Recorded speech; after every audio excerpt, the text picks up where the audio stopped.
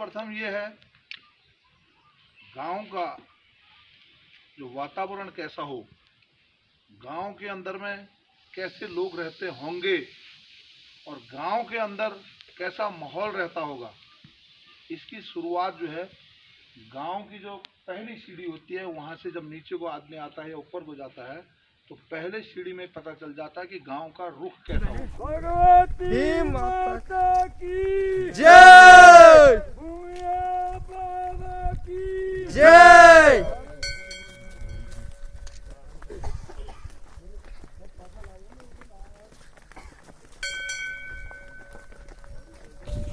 बोलो भगवती मैया की जय, भगवती मैया की जय।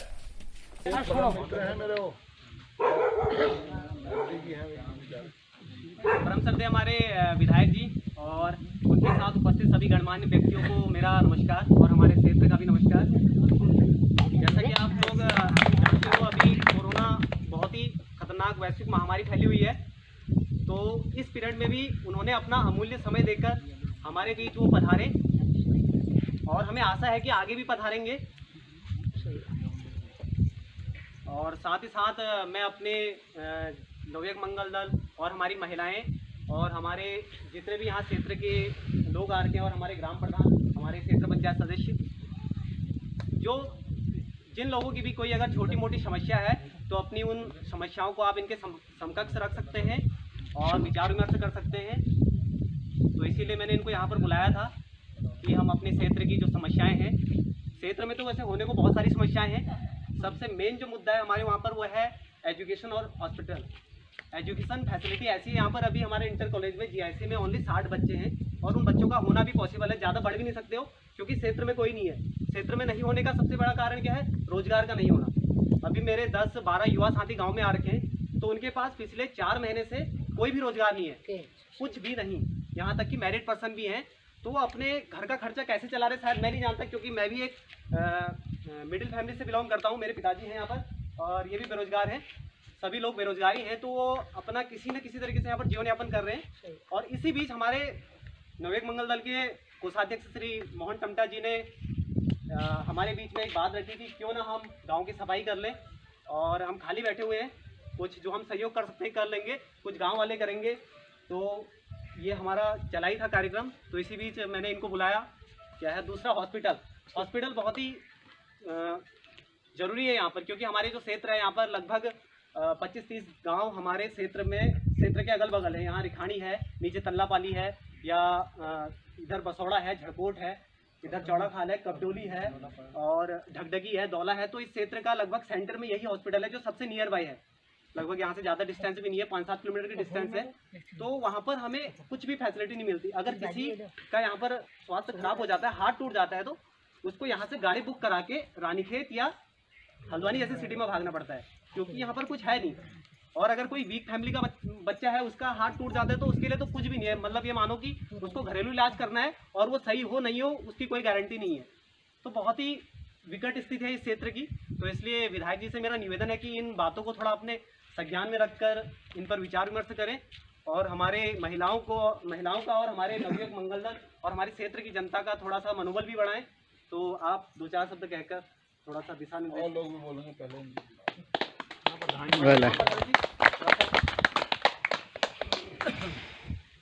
आपका बहुत बहुत धन्यवाद परिवार जी, नवयुग मंगल दल।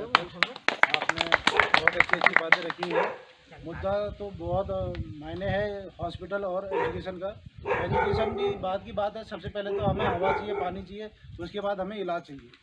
तो इलाज के बारे में थोड़ा सा, डॉक्टर यहाँ पे थे कुछ टाइम तक, अभी वो मेरे ख्याल से चले गए या ट्रांसफ़र हो गया, क्या है वो विधायक जी जरा अपने संज्ञान में लेके देखें। और इन्हीं के सामने अब हाँ गुरु जी 2 शब्द बोलेंगे। हाँ 2 शब्द कहना क्या है, हमारा पशु अस्पताल था, सन 96 से मैंने अखबारों में दिया।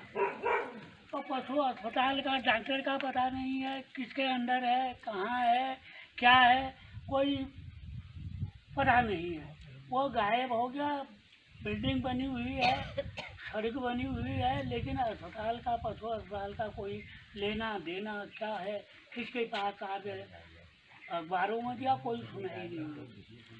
अब ऐसे ही हो रहा है साहब, जरा अब हमारे नज़दीकी हैं, आपसे आराधना है, बच्चे लगे हुए हैं, जरा यहाँ पर जो भी है आप हमारे घर के हैं, आपसे हमारी सब निवेदन, हाथ जोड़ के भी हम आपसे वैसे भी कह सकते हैं, और जो भी हो तो गलती माफ कर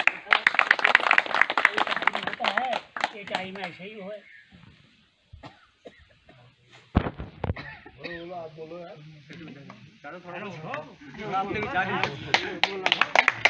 विधायक जी का धन्यवाद करता हूँ। आज हमारे बीच विधायक जी यहाँ पर पहुँचे हैं और हमारी जरा कुछ समस्या भी ये सुनेंगे। एक तो ये नवयुवक मंगल दल जो यहाँ पर बेरोजगार हैं, इनकी एक तो समस्या ये सुनेंगे। दूसरी बात, हमारे यहाँ पर आज तक कोई विधायक जी ने, इससे पहले भी जो कोई 5 साल पहले विधायक जी रहे, 1 रुपया इस गांव में नहीं दिया अभी तक, इन्वेस्ट नहीं हुआ 1 रुपया।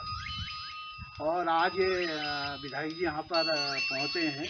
एक तो रोडें बिल्कुल ख़राब है, यहाँ से नीचे तल्लापाली तक बिल्कुल रोड, जो कि बच्चे वहाँ से यहाँ तक आते हैं। और बकाया ये आपके प्रदीप ने, अजय टमटा जी ने हमको 1-1.5 लाख रुपया दिया है, वो हमने केवल यहाँ तक बनाई है।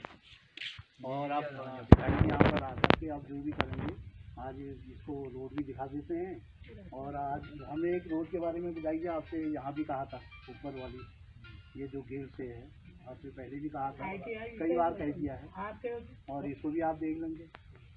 और वो तल्लापाली से एक मील जो यहाँ तक है हमारा, ये तो बिल्कुल इसको मिला ही हुआ। और मेरे पब्लिक वर्क डिपार्टमेंट है, तो बहुत डेंजरस जोन यहाँ पर भी हो रखा है। जो बस स्टैंड हमारा, उसकी पूरी छत जो है अलग हो गई है, वो हवा में है, और वहाँ पर हमारे क्षेत्र के जितने लोग हैं वहाँ पर विश्राम करते हो। स्कूल के बच्चे भी, अगर कोई भूकंप आया या कोई तगड़ी बारिश आई तो वो ढल सकता है, और उसके साथ साथ 2-4 आदमियों की जान भी जा सकता है, वो बनाने का। और दूसरा, हमारे विधायक महेश नेगी जी की चर्चाएं तो खैर सोशल मीडिया पे है ही है, फेसबुक पे आए दिन इनकी जो है मैं पोस्ट पढ़ते रहता हूँ। बहुत खुशी होती है कि ये हमारे क्षेत्र के लिए इतना कुछ करते हैं, क्योंकि अभी रिसेंटली इन्होंने अपनी सैलरी का 90% हिस्सा जो हमारे गरीब लोग हैं, बीपीएल फैमिली से बिलोंग करते हैं, तो उनको दे दिया है अपने सैलरी का 90% हिस्सा। तो बड़ी वो है एक बात हमारे लिए, हमारे जो भी गरीब फैमिली है उनके लिए ये। और दूसरा, अभी कोरोना में जो भी गरीब परिवार है उनको ये राशन वितरण भी कर रहे हैं अपने क्षेत्र में। हर क्षेत्र में इन्होंने कैंप लगाए हुए हैं, और इनकी हर एक, और रोडों का तो काम बहुत ज़्यादा कर रखा है इस बार इन्होंने। और हमारी जो इस बार ये आपसे एक रिक्वेस्ट है कि हमारे क्षेत्र में भी थोड़ा सा कर दीजिएगा तो बहुत अच्छा लगेगा हमें। बहुत धन्यवाद। अब 2 मिनट जो है मनोज साहब के स्वागत में। हाँ बिल्कुल, थोड़ा सा हमारे राष्ट्रपति पर्सनली आपके लिए एक दो कविता लिखी है। इसको खोल दो यार, आ जाएगा। बिल्कुल, लोग बना रहे हैं, आपकी वीडियो बन जाएगी। आपकी वीडियो बन रही है। बिल्कुल बिल्कुल। मैं अपना कविता पाठ शुरू करने से पहले माननीय महोदय जी का स्वागत करने से पहले महान प्रतापी प्रधानमंत्री नरेंद्र मोदी, जिन पर हमारे विधायक को गर्व है, और हमारे मुख्यमंत्री रावत जी को, और अपने विधायक महेश नेगी जी को नमन करता हूं। अपना कविता पाठ संकट शुरू करता हूं। चीन हमारे देश को घेर रहा है, पाकिस्तान घेर रहा है, 2 कविताएं उन पर सुन लो। एक, मेरा पुत्र कैसे युद्ध करेगा, सुनो। संयम की सलाह न दे कोई, घायल नहर को ना छेड़े, दुश्मन को सबक सिखाने दें, न बने राह के बेरोड़े, हैं तोपें बोलने को वीरों की हिंद में कमी नहीं। आदेश मिले प्रलय मचा दे, तैयार खड़े जंगी बेड़े, है अग्नि परीक्षा सिर तरफ, सपना होगा कुंदन बनने, 1 अरब सरकार खड़े। तो हमारी जो परिवेश की बातें उसको हमारे समकक्ष रखते हैं एक साहित्य द्वारा, तो हमें काफ़ी अच्छा लगता है, तो मैं धन्यवाद कहना चाहूँगा इनका। और अब मैं, अगर कोई इच्छुक है हमारे साथी, हमारे युवा मंगल दल के कोई, तो अब अंत में मैं विधायक जी से ही निवेदन करता हूँ कि वो कुछ मार्गदर्शन करें हमारे क्षेत्र की जनता का।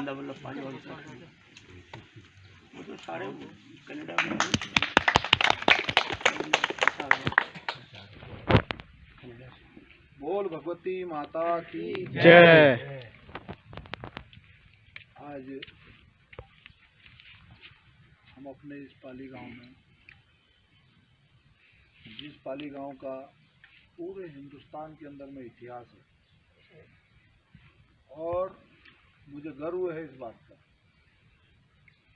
कि विधानसभा दौराहाट के अंदर में पाली है, और पाली गांव का नाम यहाँ के बहुत से लोगों ने, जिन माताओं ने उनको जन्म दिया है, उनको भी धन्यवाद देना चाहता हूँ। आज हिंदुस्तान से लेके उत्तराखंड के शासन में बड़े बड़े पदों में हमारे पाली के लोग हैं, इस बात का हमें बहुत गर्व है। पाली गांव एक ऐतिहासिक गांव है और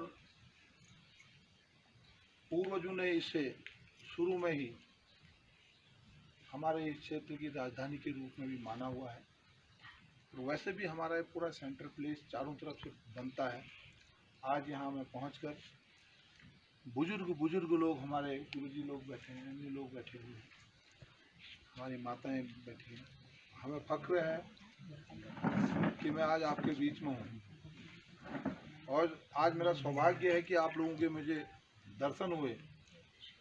आप लोगों की वजह से हमारे इस पूरे विधानसभा दौराहाट का नाम आज भी बहुत ऊपर लिया जाता है। अगर हम दौराहाट विधानसभा की जब जिक्र करते हैं, बहुत से जो पुराने लोग हैं, कोई कमिश्नर रैंक में रहा, कोई चीफ सेक्रेटरी रैंक पर रहा, कोई जज रहे, कोई अन्य लोग रहे जो बाहर के हैं, हमारे क्षेत्र के नहीं हैं, वो भी ये कहते हैं दौराहाट विधानसभा वहीं है ना जहाँ पर पाली है, पाली गांव में, वो आपके उसमें है। तो हमें गर्व महसूस होता है इस बात के लिए। और आप इस गांव के हो तो आपको बहुत ज़्यादा गर्व महसूस होना चाहिए। मैं इस बैठक की अध्यक्षता कर रहे हैं हमारे मनोज पालीवाल जी, अध्यक्ष हैं हमारे नवयुवक मंगल के। इनके भाई भुवन भाई जो है हमारे देहरादून में, वो लगातार मेरे से संपर्क बनाए हुए थे और रोज़ वो मेरे को कह रहे थे किस दिन प्रोग्राम लगना है, किस दिन प्रोग्राम लगना है। आज आपने प्रोग्राम लगाया भाई, मैं आपको बहुत बहुत धन्यवाद देना चाहता हूँ, बहुत बहुत शुक्रिया।